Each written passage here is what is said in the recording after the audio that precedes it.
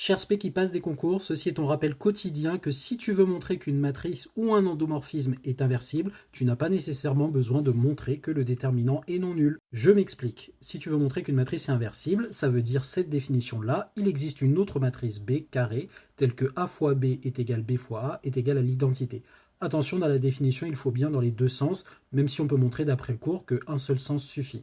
La plupart du temps, on va calculer le déterminant, mais parfois dans des exercices plus théoriques, on ne peut pas calculer le déterminant parce que soit on n'a pas l'expression explicite de l'endomorphisme ou de la matrice, ou tout simplement parce qu'on ne nous a pas donné assez de renseignements pour pouvoir dire des choses sur le déterminant. Eh bien, note cette astuce qui va être utile surtout dans un exercice un petit peu plus théorique. Pour pouvoir démontrer l'inversibilité d'une matrice A et même avoir une certaine expression de son inverse, il te suffit d'avoir un polynôme annulateur dont le dernier coefficient est non nul.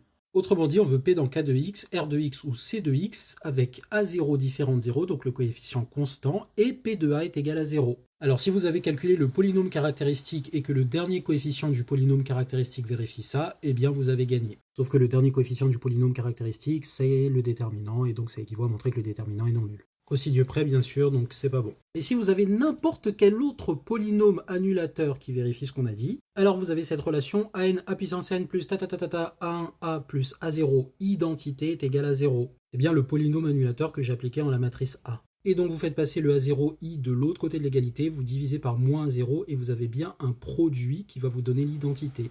Plus précisément, en factorisant à gauche par A ici et à droite par A, on obtient bien que la matrice qui apparaît ici est bien l'inverse de A, puisque multiplié des deux côtés, on obtient l'identité. Et donc là, je fais one shot deux trucs. Non seulement je prouve que A est inversible, mais en plus je fournis une expression algébrique de son inverse. Si votre polynôme annulateur n'est pas de degré très élevé, eh bien ça va être assez facile de calculer ça. Alors n'oublie pas cette astuce s'il te plaît et promets-moi que tu l'utiliseras si jamais tu devais en avoir besoin. Bisous!